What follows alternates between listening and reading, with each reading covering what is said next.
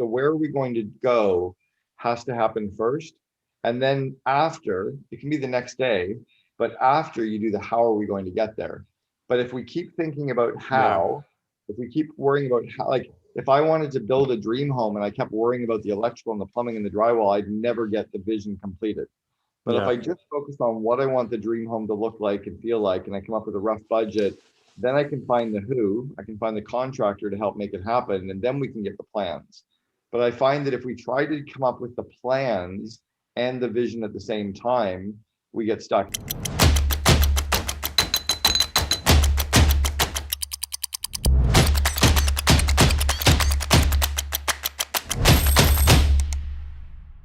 Welcome to Monumental. I am your host, Evan Holiday, and today I am beyond excited for our guest, Mr. Cameron Herold. Cameron, how are you doing? Good, Evan. Thanks for having me. Appreciate it. Yes, I'm really excited for today's episode. Cameron's book, Vivid Vision, has been transformational for Holiday Ventures and everything we've done. And not only that, but Monumental Podcast as well. So I owe a lot of gratitude and thanks to you, Cameron. And I'm really excited to dive in and share that same journey and share how other people can dive into their vivid vision as well. No, you're welcome. So Happy to share about it. yes. So a little bit about Cameron before we get started. He is mastermind behind hundreds of companies' exponential growth and has earned his reputation as the business growth guru. He has built a dynamic consultancy with clients that include a monarchy and a big four wireless company. He's the author of 5 books, including The Vivid Vision, which we mentioned. He is also a top-rated international speaker, and you can actually find some of his TEDx talks on YouTube, and they were both phenomenal. And he's the founder of the COO Alliance, the world's leading network for seconds in command. So with that, Cameron, let's just dive right in. I think the first direction I'd like to head in is really what is a vivid vision? Yeah, so the idea of the vivid vision was one that I was actually taught by an Olympic coach back in 1998. I was part of an organization called the Young Entrepreneurs Organization in Vancouver, which is now called EO. And there were 120 of us that were brought to a lunch one day, and only 16 of us showed up. And this high performance sports psychologist was talking about how high performance athletes used visualization. And we thought it was going to be the stupidest lunch of our lives because he was talking about looking into a crystal ball. But he gave us this idea of how athletes use visualization and challenged us to think about how we could use visualization at work. So 3 of us, Brian, myself, and Dan, we were all CEOs of companies, went back to my office boardroom, and we all sat down and worked on our vivid visions together. I created one for a private currency company, a barter company, and Brian created one for what was called the Rubbish Boys at the time, which became 1-800-GOT-JUNK. And then Dan created one for his business.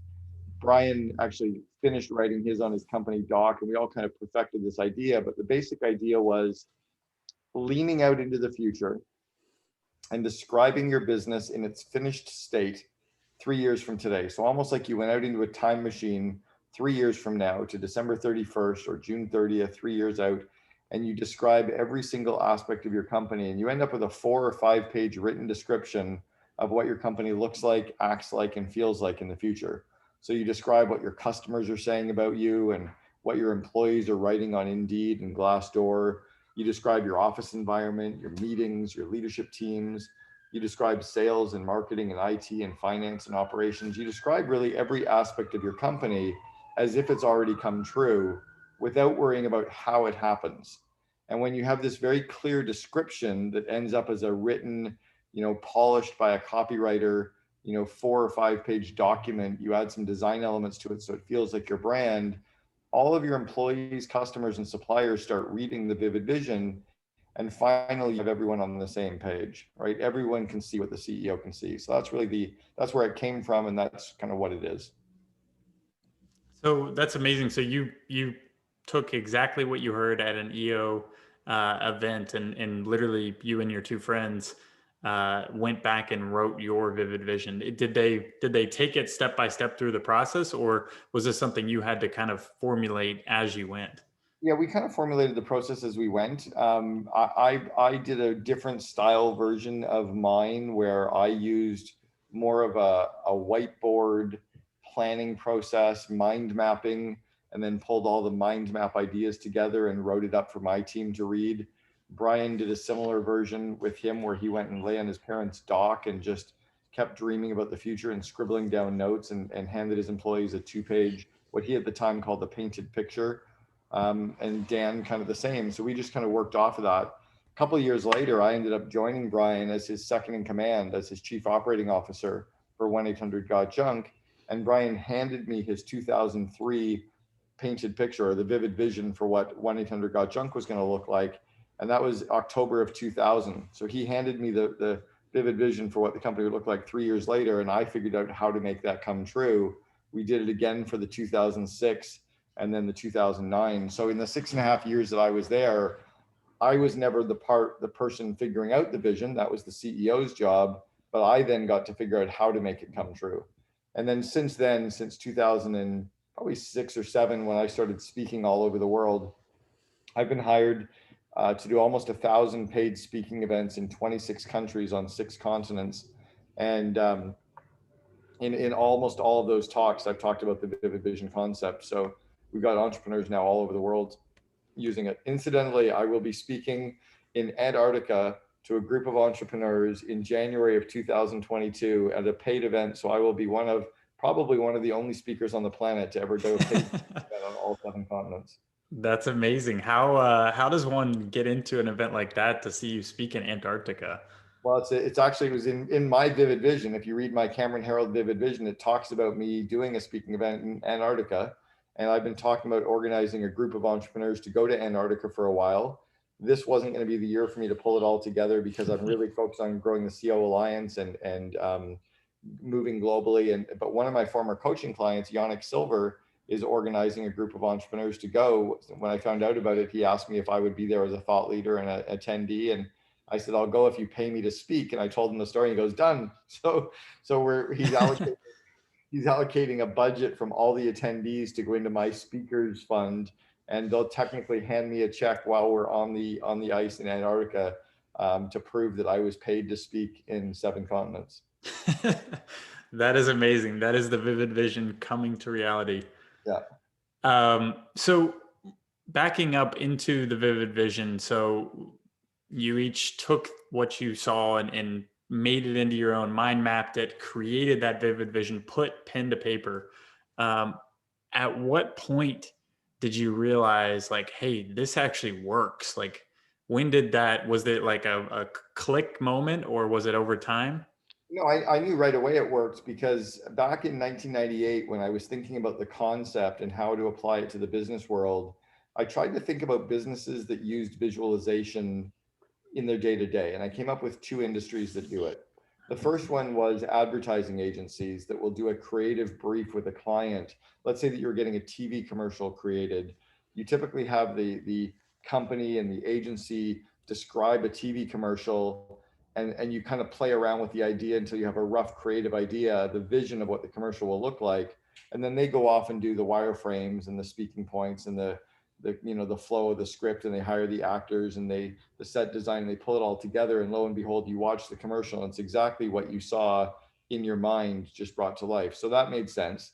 And then I thought about one that was even more specific, and it was home builders, where the homeowner is really the CEO of the building project. Like when I was building a home here in Vancouver, I don't know how to do electrical and plumbing. I don't know how to hang cabinets. I don't know how to do wiring or drywall. I can barely swing a hammer. So I'm used to I'm right there with you. Right? So in terms of how to build a house, I got no idea, but I know what I wanted to have built. And as long as I could share the vision with the contractor, and the contractor could see what I wanted, the contractor could draw the blueprints and the elevation drawings to make my vision come true. I then signed off on the blueprints, the plan, and he then handed the plan to his employees, who built the home without ever speaking to me. So when the employees can build what I wanted without ever talking to me, that was the power of vision, then becomes plans, and then becomes execution. So it really, I didn't need to wait and see. I already knew that it made sense. I love that analogy, especially as a real estate developer. You're speaking my language with blueprints and being able to take a vision. People ask me all the time, they're like, well, you're a developer, you're a builder, you must know all about construction. I'm like, really, I don't. I have a vision for the type of development, and we clearly articulate that vision to our designers, who then spend hundreds of hours building out these very intricate and detailed plans that I, sit on my desk, and I can barely read them. I'm learning all the time about how to read them. But I just know that the vision is there within those plans of what I want. And then they can take that, hand that off to the GC, and be able to build this beautiful 50 to $60 million development. And that came from an idea from our head. And that's exactly what it is, right? And so when I've now seen this applied, and I've now seen this applied in multiple countries around the world, I think we now know that there's vivid visions that exist in 26 countries with companies. I've seen them work as large as companies like, Sprint, all the way down to like small entrepreneurial organizations with 10 people. I've seen them work in people's personal lives as well, with some pretty crazy examples on the personal side as well. And then Mind Valley, there's a huge organization called Mind Valley that has just actually hired me to do a quest for them, or a course that they're rolling out this month in May. They're rolling it out to millions of people globally on the vivid vision concept. So I think we're going to start to see the concept become much more mass adopted now as well. And it's now trademarked. The trademark was registered, and it'll be registered in June. So the concept is being kind of validated too. That's amazing. That's really cool to hear. Yeah. Since we're talking about the Mind Valley course, do you have a link or someplace we can send everybody? It'll be at mindvalley.com. And then their quest, the Cameron Herold quest, is right now there as a coming soon. But as soon as it launches on Mind Valley, it'll be active. I love it. Guys, mindvalley.com, check it out. I know I will. And this will probably air sometime in May. So that should be live by the time this airs. So going back to Vivid Vision and taking that and implementing that, as far as finally getting to a point and saying, hey, I need to write a book about this. What was that turning point like? Well, I never actually said I need to write a book about it. I had people telling me that I needed to write a book. I have no desire to be an author. I've written 5 books, and I had no desire to write any of them.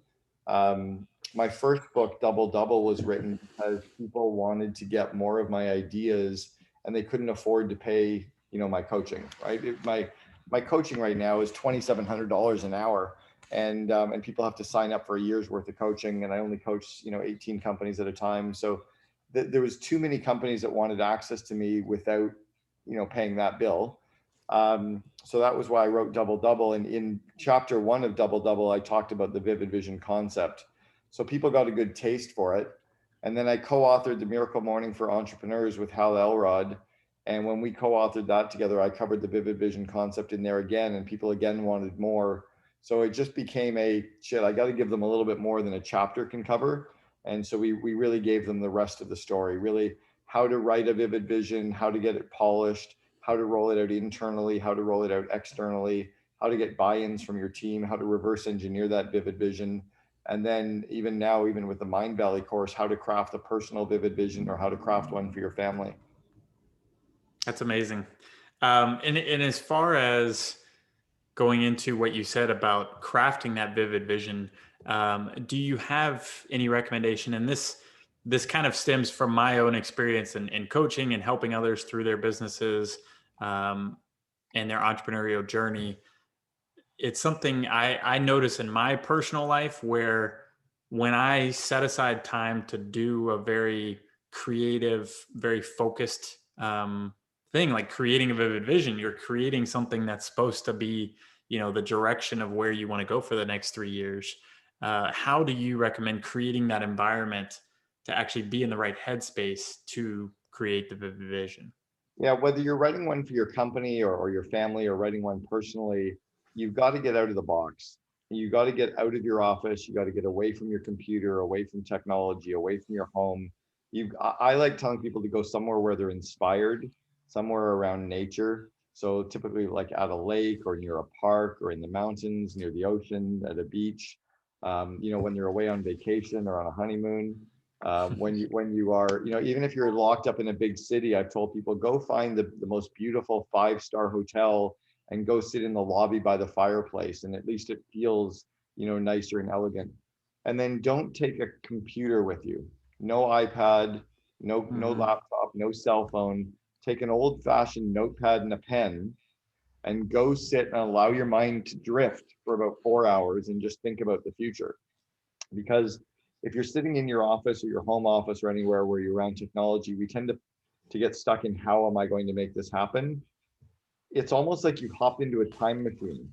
So if we hopped into the DeLorean with, you know, Michael J. Fox and the crazy doctor in Back to the Future, and we traveled off to December 31st, 2023 or 24, and we're describing what we see, we don't know how it happened because we're in the future. What we can describe is what we can see.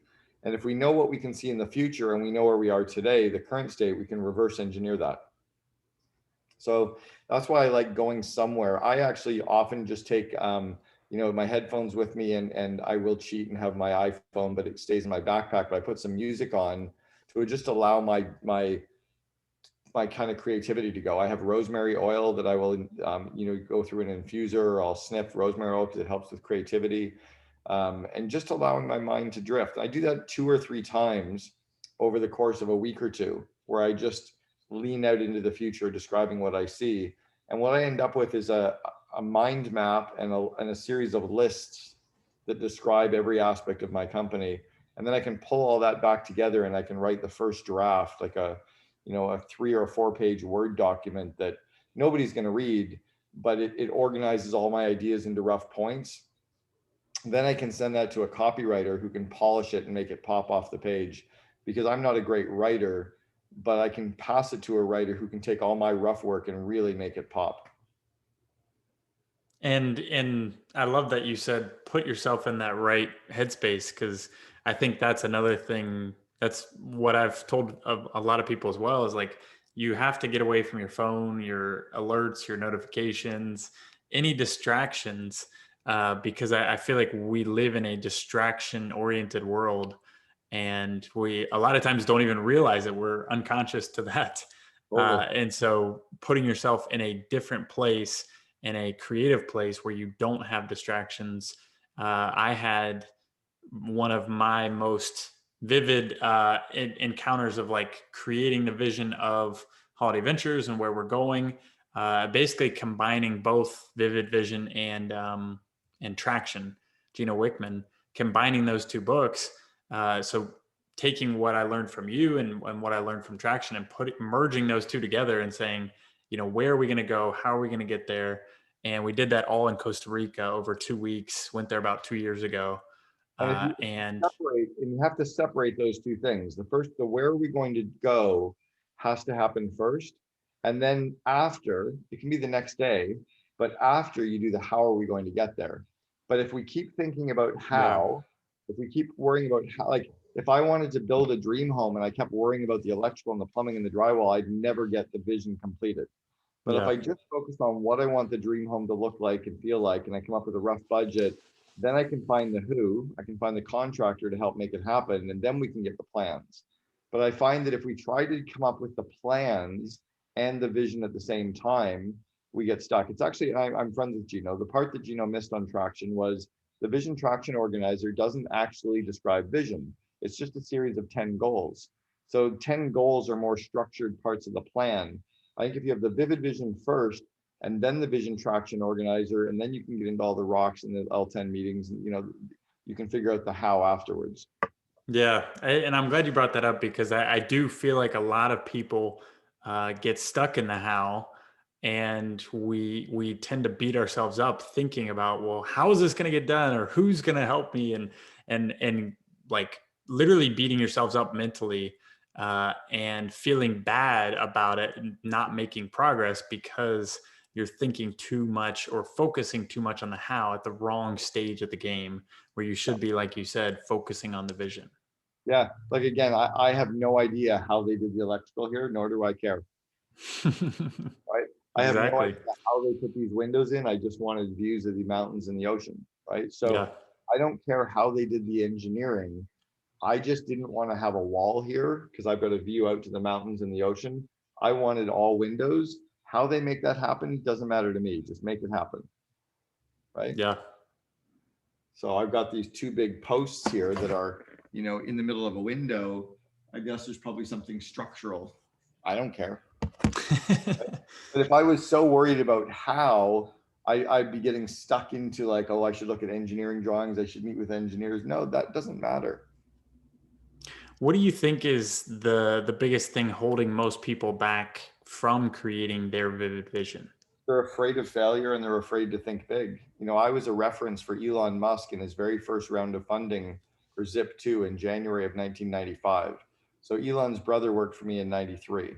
So when Elon and Kimball asked me to be a reference for them for Zip2, Elon had an ability to dream at a level that most people couldn't understand. In fact, the venture capital firm would not back Elon because he'd never done anything. So they backed Kimball Musk based on his operational experience working with college pro painters, and they backed the idea of the vision. But Elon's vision was so big.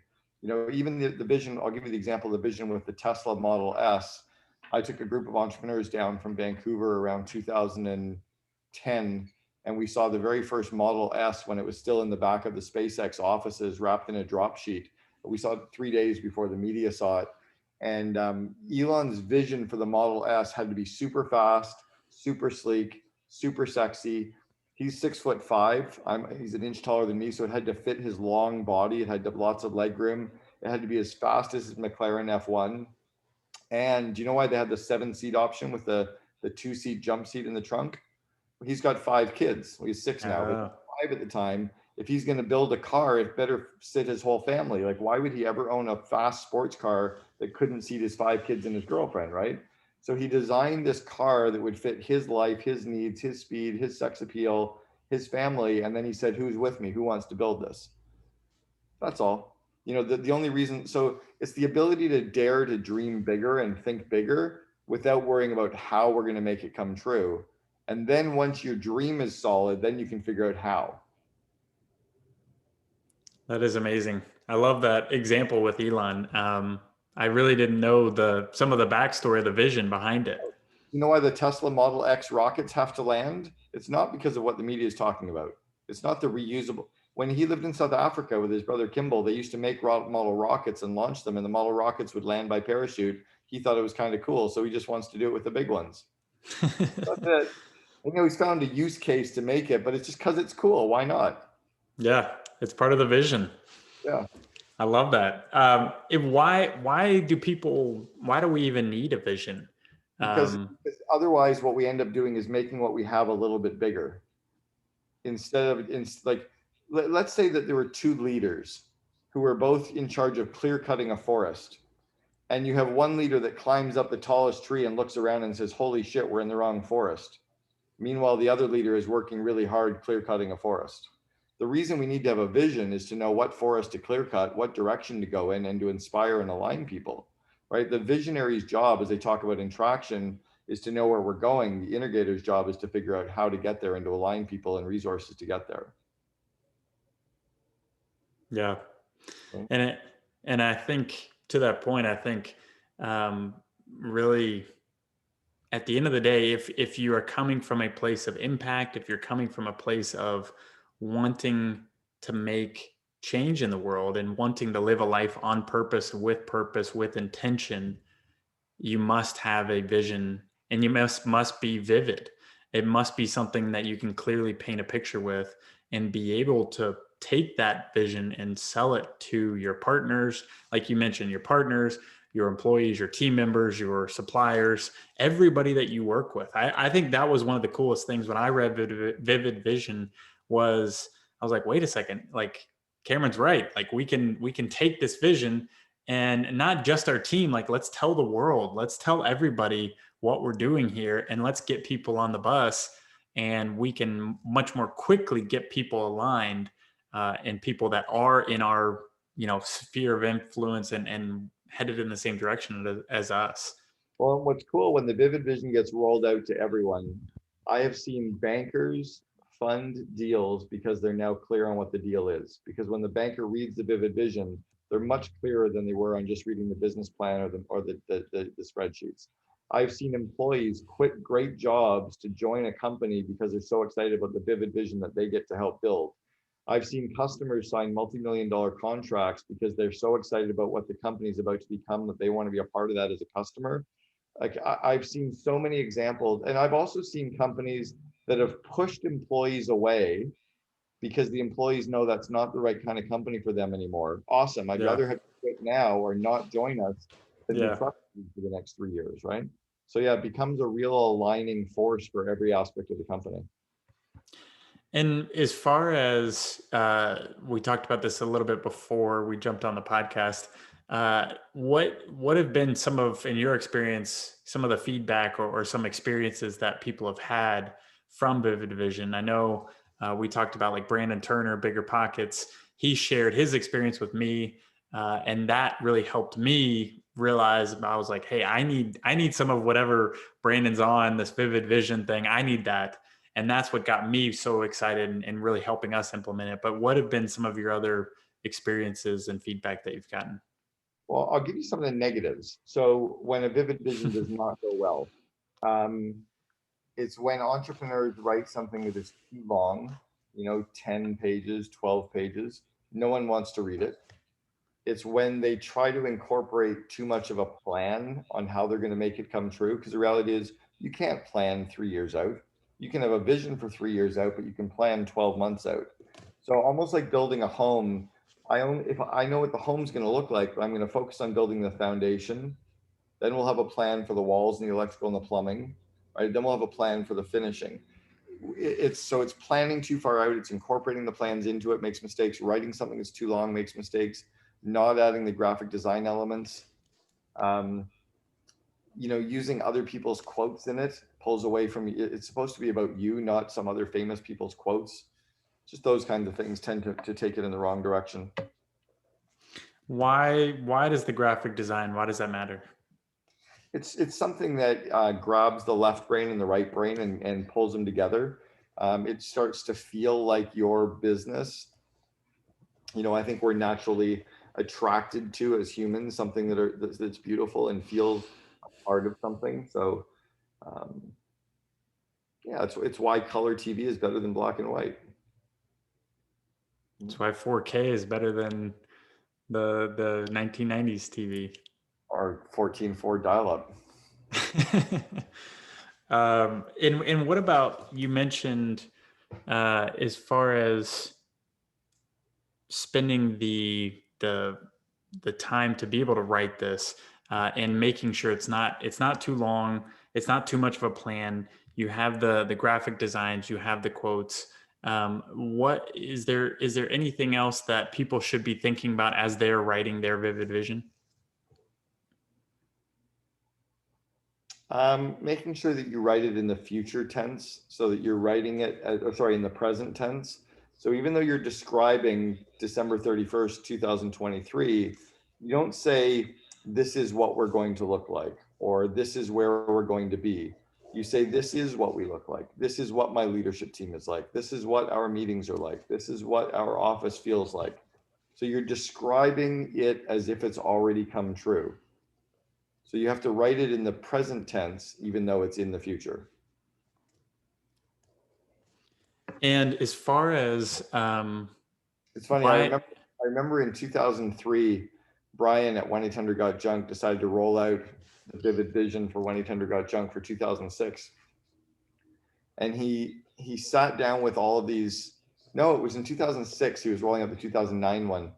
And he described the company operating in the UK and Australia and having $500 million in revenue. And people are like, wait, that's not true. It's only, and then all of a sudden they're like, oh my God, this is the future. Like, he's talking about the future. And he was so excited about how, like, I'm so excited about where we are today. We've got franchise partners in Australia. And people are like, no, we don't. And then all of a sudden we clued in and we got sucked into the future. So yeah, when you write it in the present tense for the future, it becomes a magnet. And it helps attract that world to the reality. I think that's, diving in a little bit to NLP, I think that's so powerful, speaking it into existence. It's an idea when it's in your head, but when you speak it and you write it, it becomes even more real, and Yeah. it has a path towards reality.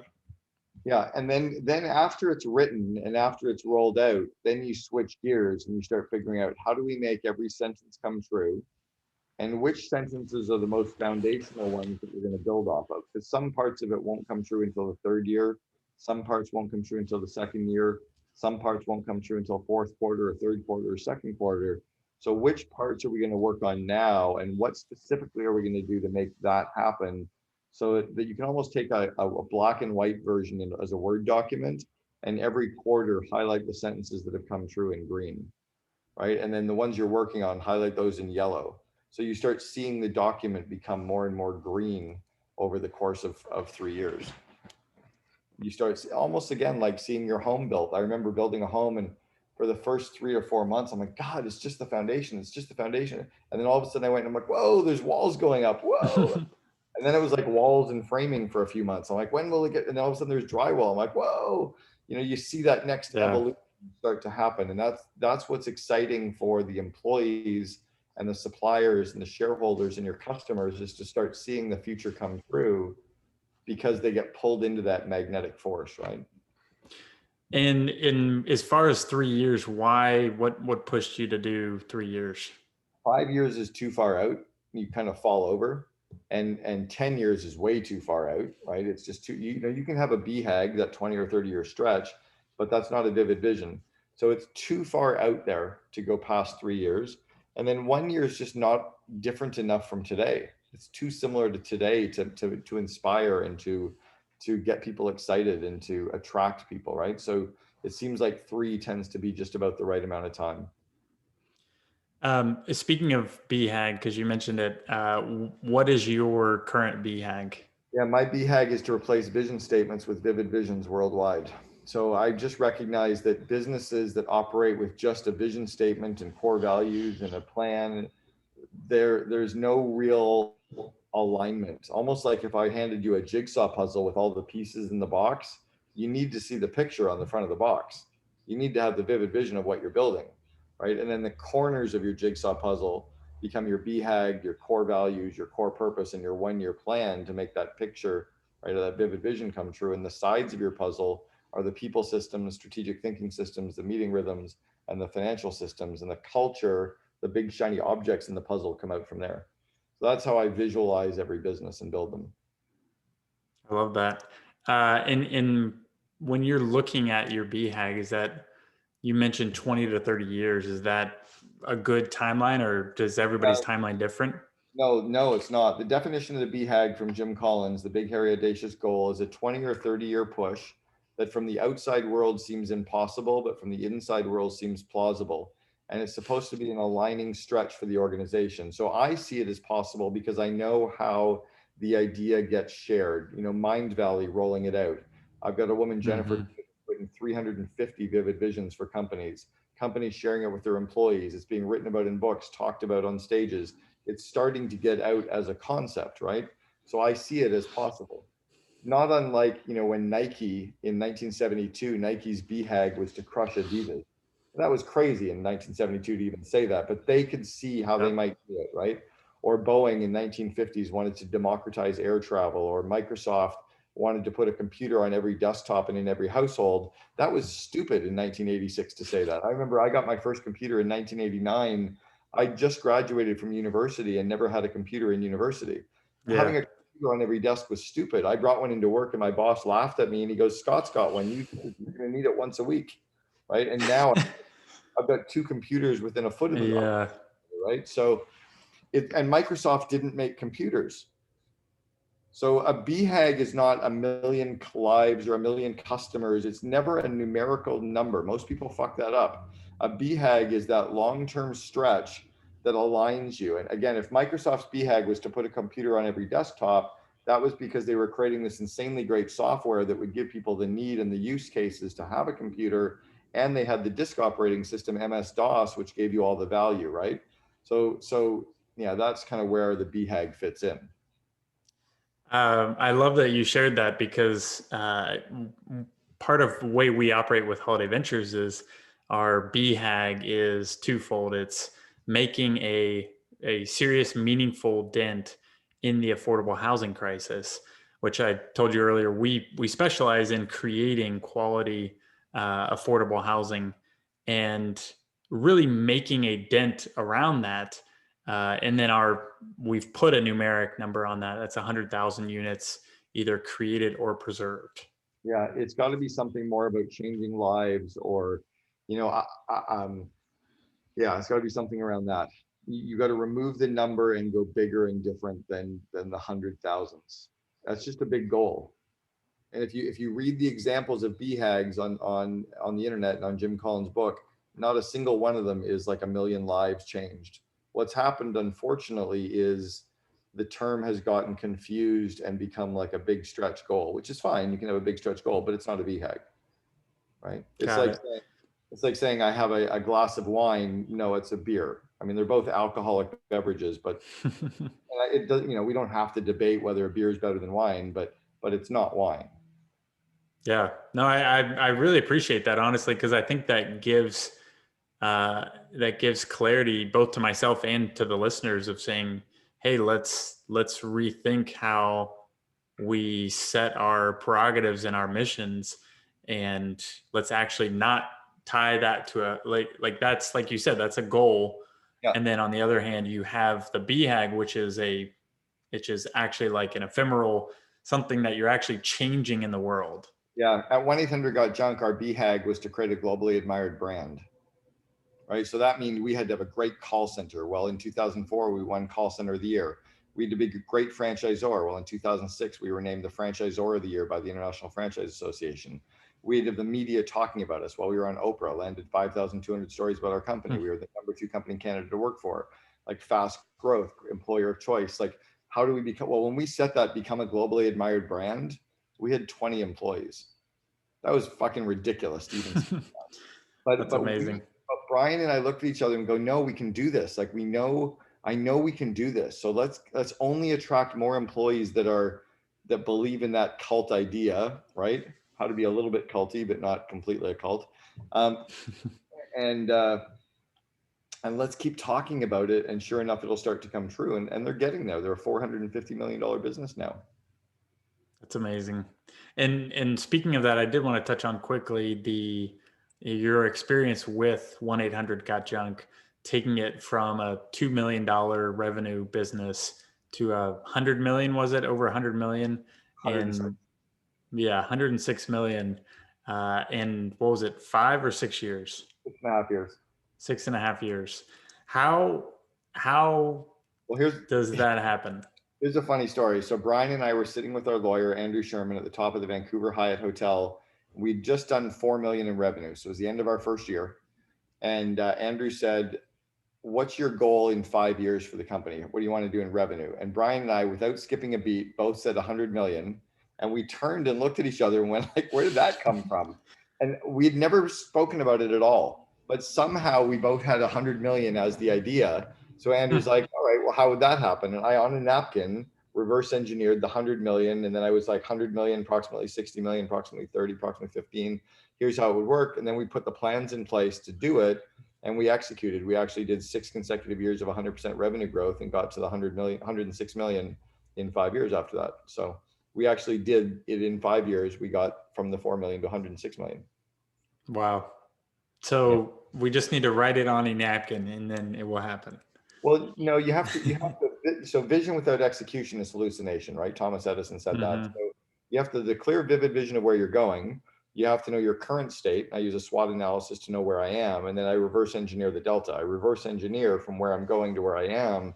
I put the plans in place, and then we plan, brief, execute, debrief. And we just keep cycling through that kind of plan, brief, execute, debrief. I know I'm covering a lot of content, right? So here's some of the hows that we got there.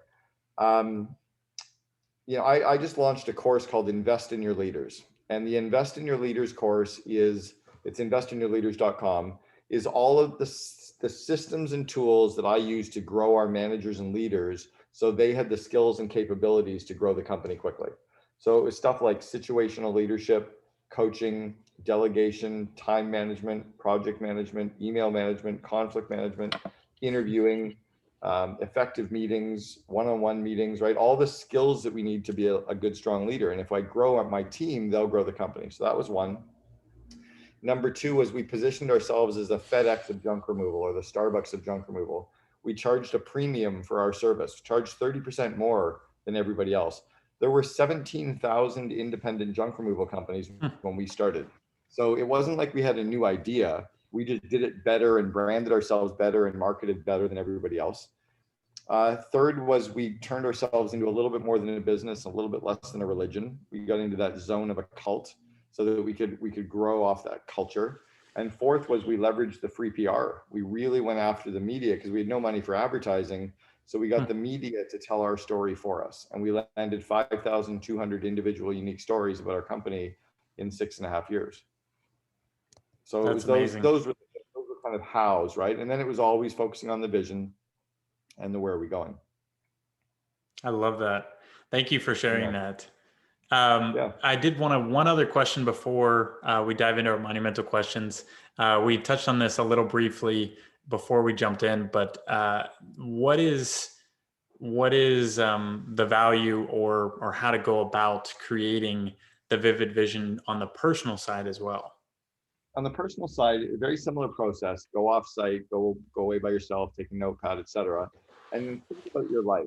Think about how you're going to be making your money, what your relationships are like with your friends, what your relationships are like with your family, what's your relationship with yourself and spirituality, what do you do for fun, what's your fitness like, describe all aspects of yourself as a human without knowing how you're going to get there yet. But describe what your life looks like, acts like, and feels like 3 years out. And then it's usually like a 2 or 3 pager. And then you can start to figure out how to reverse engineer that.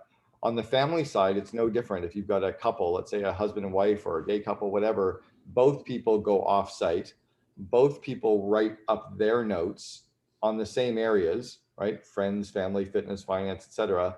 And then both people come back and they talk about their ideas and they merge all their points together and they write up the combined shared vision of what our relationship will look like, act like, and feel like in the future. And then all of a sudden, it's like people say, oh, we were on a different path. Well, the only reason you got on a different path or we grew apart was you weren't growing together. But if you have a shared vision and you grow together, then you don't grow apart. Yeah. And I think that communication piece can be much more easily played into when you both talk about your vision together and get clear on it together, like you're talking about. So like we talked about, I think we're going to take that advice and do that this weekend when we're in Costa Rica, in beautiful Costa Rica. What's happening in Costa Rica this weekend? Yes, we are getting married this weekend on the beaches of Costa Rica. We cannot wait. Thank you. Super exciting. Yes. And it'll be great because last time I went there, I got some amazing brainstorming in. I think that's what my future wife and I will now be able to do together as we set the next 3 years of our vision together. Good for you. Some pretty cool stuff happening. Yeah. So thank you, Cameron, for this. This has been an amazing episode. Let's dive into our monumental questions. Sure. What does success mean to you? What does success mean to me? The reality is none of this matters. We're all going to die. Yep. So for real, right? Like, so for me, it's not even about success. It's just about being passionately engaged in every aspect of your life, whether I'm being passionately engaged in making dinner or passionately engaged in hanging out with my kids or passionately engaged in hanging out with my friends or my girlfriend or passionately engaged in my work. It's to find things that I can be passionately engaged in. That's how I feel successful because everything is just fun. And then the money just comes in and the results come in and the good vibes come in. I think it's just being passionately engaged and getting rid of the stuff that doesn't turn me on or light me up, right? Yeah, exactly. Enjoying little moments in life. I'm having fun along the journey because we're just all walking each other home. Yeah. We're all at the end of the day just Having a good time or trying to have a good time. Yeah. And then we die. And then we die. Exactly. You may as well have fun along the journey. That's what success means to me is just having fun along that journey and finding things that passionately engage me. Yeah. I think that's probably one of the best answers I've gotten. So thank you for that. You're welcome. What about daily habits or morning rituals that you have? Well, so I co-authored the book, The Miracle Morning for Entrepreneurs with Hal Elrod. And one of the things I said in there was that here, and I'll walk you through what they are, but here's a list of, the best routines to have for good morning routines. And we interviewed 10 really successful entrepreneurs and we got their daily success habits in there as well. And I got Lewis Howes to write the foreword for me. And I said, as good as my daily routine can be and my morning routine can be, one of the biggest things I've learned is to give myself a break when I trip and fall and have a bad morning. It's not to quit. So, and it's to recognize that, some mornings, my miracle morning is rolling over, hitting snooze and hugging the pillow, and just not getting out of bed right away and maybe racing down to get on a call 4 minutes later. And that becomes my miracle morning because it was just the way it rolled that day. And not beating myself up because I didn't have the perfect one. So here's the perfect one. It's first off following the morning savers. The morning savers are a 6-letter acronym. The first S stands for silence. And that's just waking up and giving yourself a moment of silence to ease into the day, listen to the sounds around you, and just, wow, I'm alive and I hear it, right? And then the A is the affirmation, and it's a morning affirmation. It's kind of a 1-sentence affirmation that you give yourself, that you read yourself, that kind of aligns you or pumps you up. And then V is visualization. And that's either reading your vivid vision or reading a paragraph of your vivid vision, or maybe listening to your vivid vision during a morning workout, or maybe you audio record it after you've written it. And then the E is for exercise. And even if it's just a 7-minute workout, I like doing more of my exercise in the afternoon. Like for me, yesterday I worked out with a trainer from 3:30 till 4:30, and it was a good separation between my workday and my evening. So I like my afternoons more for my hardcore workouts, and I don't love the morning workout, but I might get up and do some push-ups or sit-ups or do a 7-minute workout or just go for a walk, something to just get the blood flowing a little bit. The R is reading. And I've been telling people, look, like there's 2 parts of reading. One is to grab a physical book and read through it, right? The second one is just to listen to an audiobook. And I think we've given audiobooks a bad rap and saying that's not reading. Yeah, it is. It's a new form of reading, that reading really meant learning content on how to grow yourself or your business or your relationships, or reading a novel. It's just taking time to just read, right? But it's okay to read, to read via audio. And then the S is scribing, and that's journaling or doing a 5-minute journal, or just, taking 5 minutes just to let some stuff flow. So those are the morning savers. Some of the morning routine things that I bring in are finishing my shower with a 60-second cold shower. I hate them. It's freaking cold, but man, It shocks the system and it wakes you up and it gets you going. I have a Palo Santo smudge stick that I light, and I kind of smudge my body, and it's this weird hippie thing, and it just feels nice and smells nice, and it slows me down. I have some apple cider gummies that I now use. I used to drink apple cider vinegar or lemon juice with water, but I've switched to these new apple cider gummies that I have in the mornings. I've got all my morning probiotics and supplements that I take. Those would probably be my core morning routines. And then I have something called my Commit to 3, that I set my daily top 3 goals for the day. And I have an app that I use called Commit to 3, where I share them with an accountability partner and he shares his goals with me. And that's something that really supercharges, because it aligns me and focuses me. And if I get 3 big things done today, multiplied by 250 business days, I get 750 impactful things done over the course of the year. So those would be mine. I love it. Last question. What about favorite book or book you are currently reading? I think my favorite book is Endurance, about Ernest Shackleton going to the Antarctic and his shipwrecking and how everyone survived. It's an incredible true story. It's about 100 years ago that it took place. It turned out to be Steve Jobs' #2 book of all time. It's turned into more of a leadership story now as well, even though it's just a true story. But that's the one. I'm currently reading that, so that's good timing. You literally had that sitting in front of you? Yeah, I did. That, It was actually holding up my mic. So that is weird. That's weirdly random. So my uh, grandfather told me, my grandfather was a voracious reader, read probably 3 books a week. He told me when he was dying, that was his favorite book of all time. And he gave me the 1955 hardcover edition of it. And yeah, the New York Times had it as their book of the month club back in 55 as well. It's a great story. that's amazing. Yeah. That is crazy coincidence. I'm glad you pointed that out. Um, as far as where our monumental listeners can reach out to you or connect to you or learn more about what you're doing, Yeah. where can they head to? Definitely check out the investinyourleaders.com. I think it's super important to sign up your managers and leaders for that. All 5 of my books are available on Amazon, Audible, and iTunes. So Double Double, Meeting Suck, Vivid Vision, Miracle Morning for Entrepreneurs, and Free PR. If they're big enough, if they're 5 million or greater, they should check out the COO Alliance, and then the CameronHerold.com, where they can get the podcast, Second in Command podcast, etc.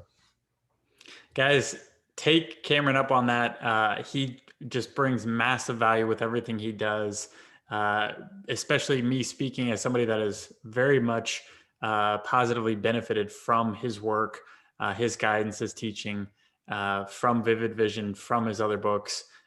So Cameron, thank you so much for sharing everything today with our monumental community. And guys, if you enjoyed today's episode with Cameron, please make sure to share this episode on social media, wherever you're listening. Share it with a friend. Share it with somebody that needs to hear this and create their own vivid vision. And guys, with that, have a monumental day.